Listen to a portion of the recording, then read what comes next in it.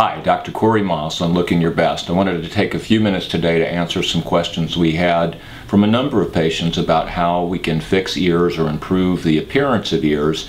And there's a few categories of ear deformities, if you will, that I can classify and explain a little bit about how we address them. The simplest of the ear deformities that I see with great frequency is where an earlobe has been torn through or the actual piercing hole has been enlarged. And there are a couple of approaches to doing this. The simplest of them is obviously to just take out the hole by doing a little wedge, or if the hole is large enough, take the entire wedge out and close the ear so that it's nice and continuous along right along the border of the ear. The most important thing about that is that we keep a nice round and continuous shape to the earlobe itself with no step-offs. Traditional approaches, the wedge that I just described, will often lead to a little notching as the scar contracts. So there are a couple of strategies that I employ, including a Z-plasty type of procedure, which adds a few minutes to the correction, but that can be simply done in the office in an hour or less. And doing a Z-plasty or a little notch type of correction are good ways of improving the first correcting the hole and then improving the overall shape of the ear. I re-pierce everyone's ears with careful marking after 6 to 8 weeks. It's had a good chance to heal, and with this technique we can pierce it virtually anywhere we like, including in or along the line of the scar. So fixing the ear lobe deformity that's associated with the ever so common pull-through effect on the ear is something that we do with frequency and good consistency, and that's fairly simply done in the office. The second type of ear deformity that I see with some frequency, and I see this through all ages of life, are ears that we refer to as outstanding ears. And the ear that's outstanding is one that the concha, or the bowl part of the ear here, is either enlarged or too long, or the portion that is represented by the curve or the small ridge in the ear we call the antihelix is malformed or even not formed at all, which results in the ear sticking out to the side. And those outstanding ears are often identified early in people's lives. In fact, around the time that many children are starting elementary school, they've been the subject of criticism or ridicule by their peers, and often parents will bring their children in if they're significantly outstanding so that they don't have to suffer from any kind of childhood teasing. Later in life, it works the same way. The procedure is a same-day type of operation that can be done both in children and adults in local or sedation anesthesia, or we can have a light sleeping type of anesthesia in some kids if it's necessary.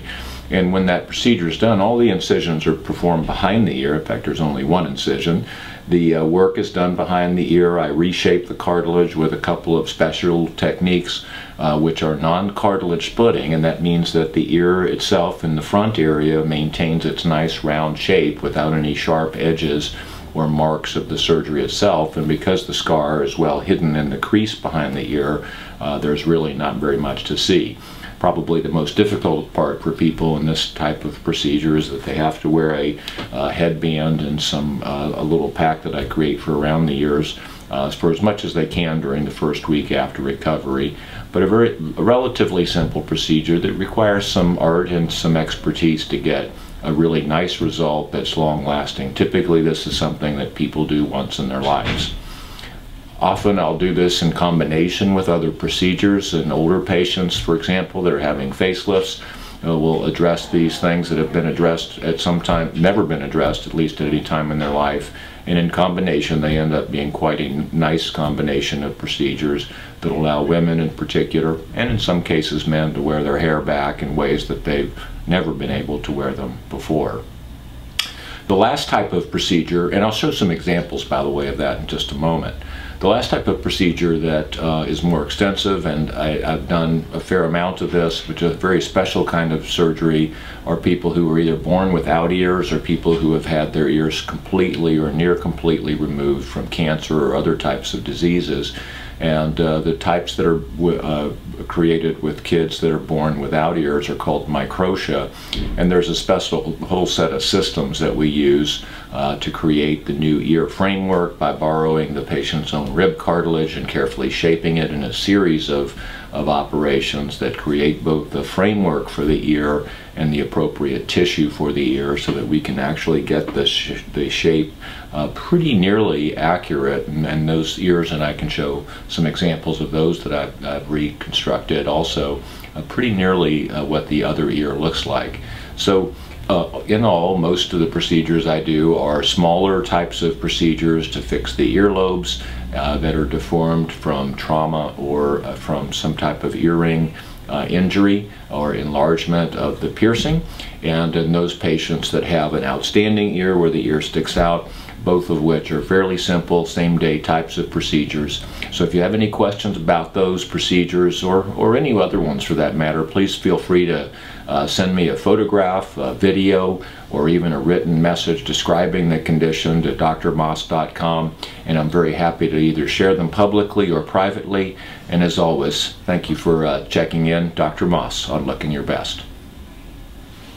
In our discussion about outstanding ears, I thought I'd point out a couple of example patients.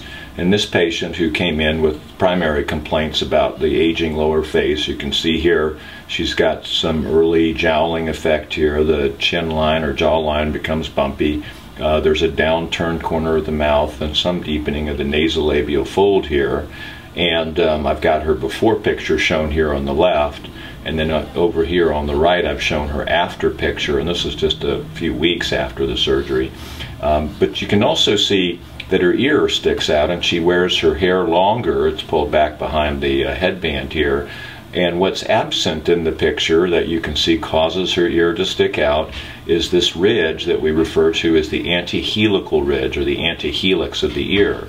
In her post-operative picture over here, you can see that by making an incision behind the ear, I'm able to reform the antihelix, which actually in its uppermost or superior portions becomes something of a Y. So there's a superior crus and an inferior crus to the antihelix and a scaphoid fossa in between. And I'm able to recreate those features to the ear by doing the procedure that's called otoplasty. And so this allows the ear to be set back a little bit so that it's more natural appearing and doesn't stand out, allows the patient to have a shorter hairstyle, as you can see here. And of course this is a post-operative image showing the improved jawline and obviously a much more youthful and happy patient in the post-operative picture. I'm going to show the next slide here from behind, where you can see this patient.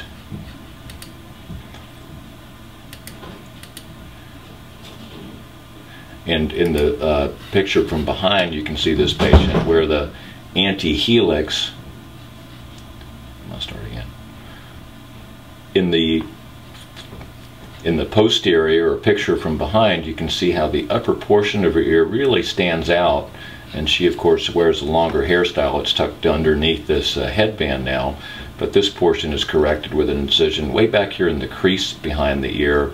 And her head is slightly tilted now to her right, which shows a little bit more of a right ear, but they're perfectly symmetric if she was straight. And you can see that, again, that was done in conjunction in this particular case with a lower facelift. And the before and after pictures here show the reconstruction or reconstitution of the antihelical area of the ear. So that's a very common approach in an older patient. Obviously it's very similar anatomy in children, but one that we can get reliable results in. And very commonly children will do this with their parents, obviously, if it bothers them. And it's only if the kids are bothered by it, of course, that we do that in. But around age 6 is a very common age. The ear is about 90% its original height and dimensions by about age 6. So we can do that without any worry about having ears that are too small or need to grow much more. So that's a little look at otoplasty, one of the 3 types of ear surgery or ear corrections that we talk about at the Maas Clinic. Again, Dr. Corey Maas on Looking Your Best.